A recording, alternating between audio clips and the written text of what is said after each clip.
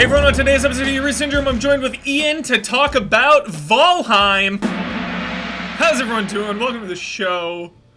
We have Ian here, the Hi. Valheim de facto leader, I would say, running the ship, that way. getting things done, building things, renting a server. I just rented a server. Before we get too crazy into it, this game kind of came out of nowhere. Yeah. This game launched 3 weeks ago. I'm sure, if you're not living under a rock, you will have heard about Valheim by now. This game is only 3 weeks old. It just released on early access, and it is shattering records everywhere. They just hit 500,000 concurrent players on Steam. We're at like 3 million copies sold in 3 weeks. What is it, Ian? What makes some games catch the zeitgeist and others not? I think for this one, it's a combination of a lot of things. Mm-hmm. Like, the way that the graphics work is, it's not super heavy on computers, so a lot of people can play it. It's really easy to group up with your friends. Mm-hmm. The progression is super satisfying. It's exciting. It's the right kind of challenge curve and the right kind of like learning curve where it encourages a zeitgeist, like you said, because you have to like look stuff up and like I remember after we played it the first night or whatever, you were, or second night maybe, you were like I don't know, have we tapped it out? Like we're seeing nothing but black forest or whatever, and then I looked up how many biomes there were, and there were like 9, and we hadn't even scratched the surface. Like there are a whole bunch of bosses, a whole bunch of stuff you can build. Like I just found a swamp for the first time. Awesome. Yeah. And it's wild. Yeah, I think you freaking nailed it, because having all of those things, having like individual aspects be solid, like, oh, the progression's really great, or like, oh, the exploration's really great. It's like this game does have all of those things, and they all work. And depending on your skill level, it's easy to engage with it. Like, I always get so intimidated by survival games, Ian. Like, I think of Don't Starve and stuff. Just, like, having to manage your food and your water and trying to find all the recipes. And kind of the early goings of survival games for me are usually really unforgiving and tough. And I feel like the early goings in Valheim are pretty forgiving. Well, that I read an article, and I don't remember where it was from, if it was Polygon or Kotaku or PC Gamer or something, but they were talking about how it's refreshing, and it does away with the like not fun stuff of a survival horror game. Like you have to eat in this if you want more HP and more stamina. Yeah. But like I played for hours before I realized that you could eat more than one thing to get more HP and stamina. Yeah. And so it feels like a bonus instead of a detriment to have to eat all the time. And like you don't have to pay to repair stuff. Just like little things like that. I really hope they don't change that. Like I hope some of the nice things aren't just like early access quirks that they like take away and like later you have to pay wood to repair stuff or something. Like that would suck.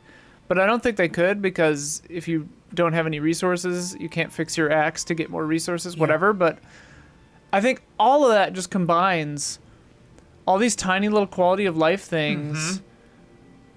They're just so good to make the early game, like you said, not so intimidating, to make it more inviting so that you can jump in. And then the challenge and the intrigue comes with just like, how do I do anything? What's going on? Where am I supposed to, And that on so many levels, Ian, is why I'm obsessed, because on one hand, it's like, okay, how do we do things? Let's communicate. Let's figure out how to make things or hunt. What do we need? Let's all group together. Like the co-op nature is so strong.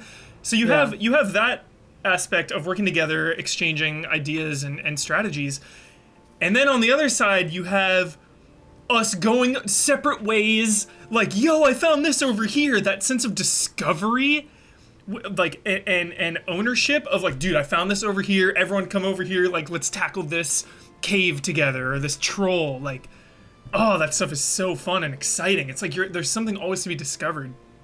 Yeah, and like, it has the hallmarks of a really good survival game in that like you said, you can split off and do stuff in groups, and you never run out of differing activities to do. So like, you know, if I'm in a base building mood, I can sit and build an amazing base, and then I can go on a crazy hour-long adventure to try to find a swamp like I did the other night. And I found myself like so far away that I just started making another outpost because I was like, I'm gonna die out here and get put on the other side of the continent, you know, and have to come all the way back. And it's like, all right, I might as well try to make a house out here. And now I'm like making this amazing house. Yeah.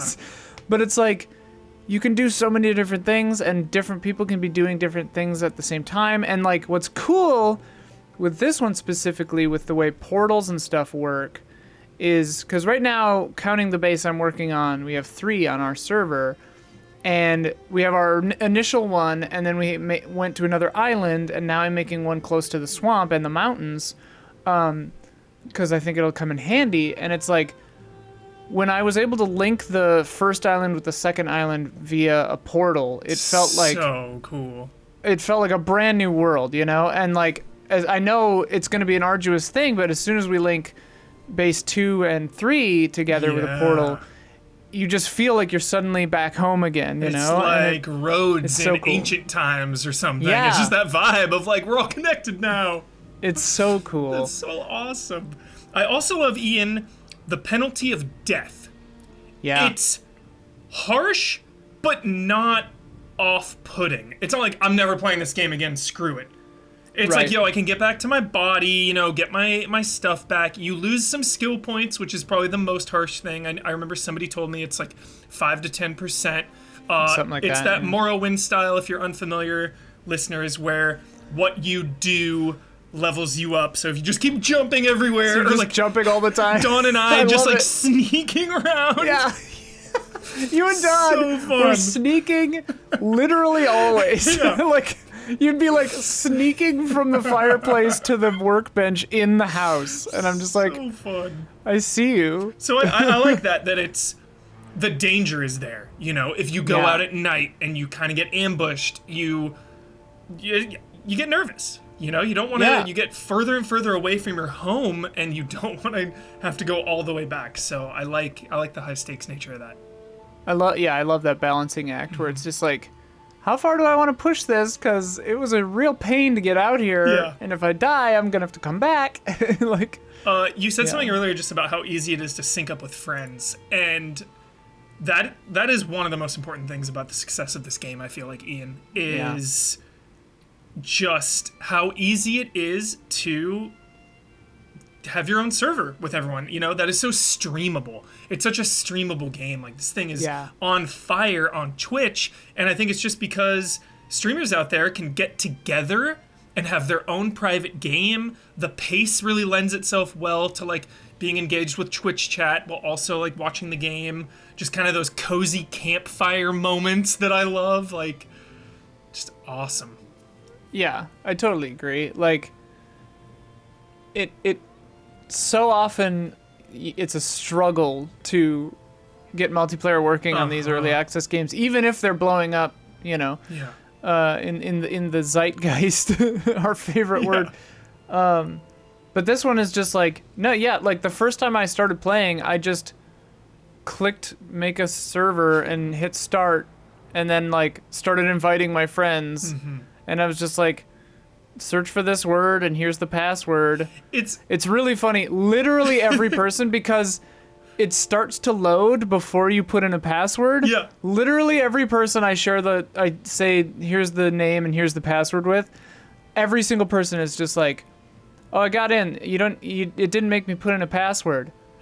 Oh, here it is. Now I have to put in the password. So like, every single person has done that. It's shocking in that this game came out of nowhere, that has like only a handful of developers working on it. In early access, 5, I think. This early access release is more stable and more fun than a lot of full releases. I mean, I'm not shocked, and it's sad that I'm even surprised by this fact that in this early access game runs so well, because I feel like we're used to games kind of launching in not the best state. Like, oh, it'll get some patches, and this, like, we only need content. We don't even need patches because it works really well. Well, and like, not only does the game run very well on differing machines, the netcode is pretty solid. Like, you'll desync a little bit sometimes, but it's like not the end of the world. Yeah. But like, in terms of content, I'm actually blown away with how much is in this already. Yeah. Like, I think I said 9 biomes before. I think 3 of those are in there in like a rough state or not in really at all. But there are so many buildable things, so many materials. Like, we haven't even unlocked stone working yet. Yeah.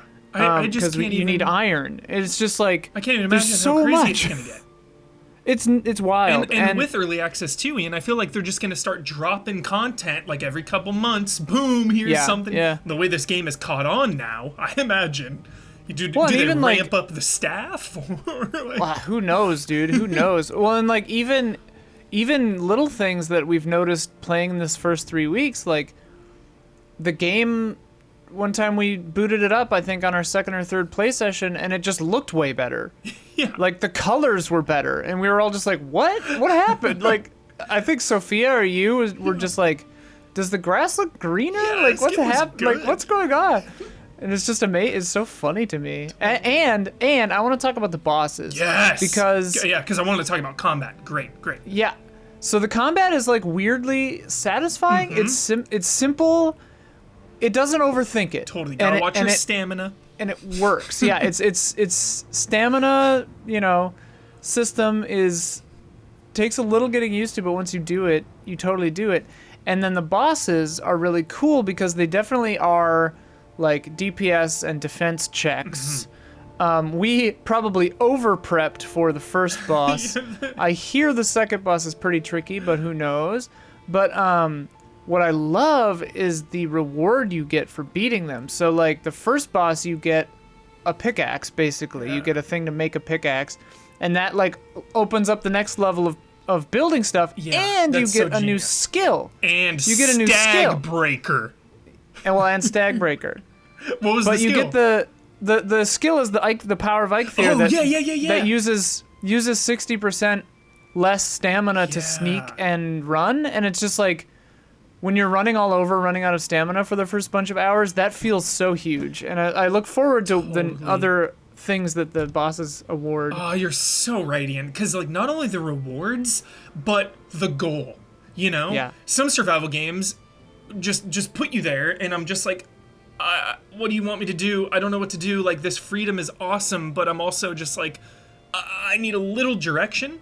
So just having the goal of like, all right, kill the boss. Well, you gotta prepare. You gotta prepare your stats and your equipment and stuff. Just having that little goal, the goalposts each time of like, okay, you gotta kill this boss, gotta kill the next one, and then of course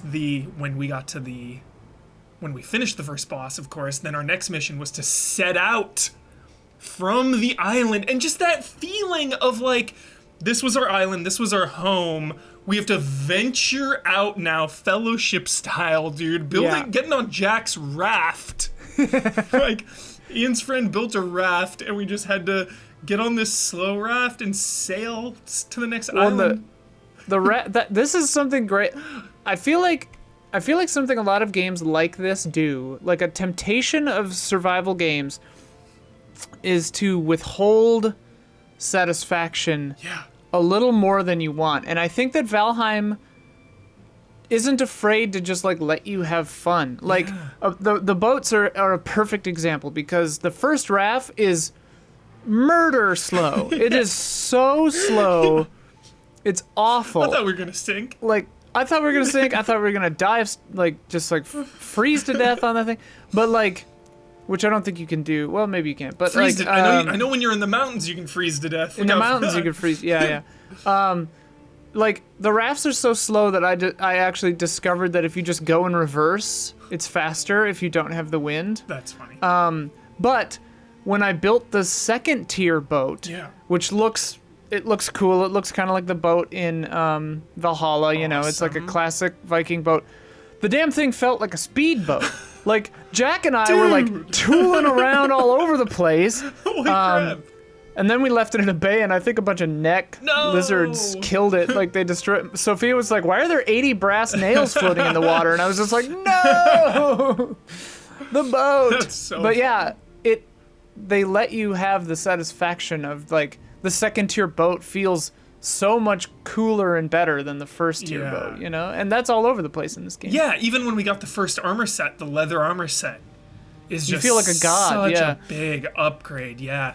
And you don't even, I know we're grouped together, of course. Obviously things are easier in co-op, but it still didn't feel like too grindy to get that stuff, which I really like. Well, and I do know the game, I did find out that the game, like Souls, increases difficulty with more people.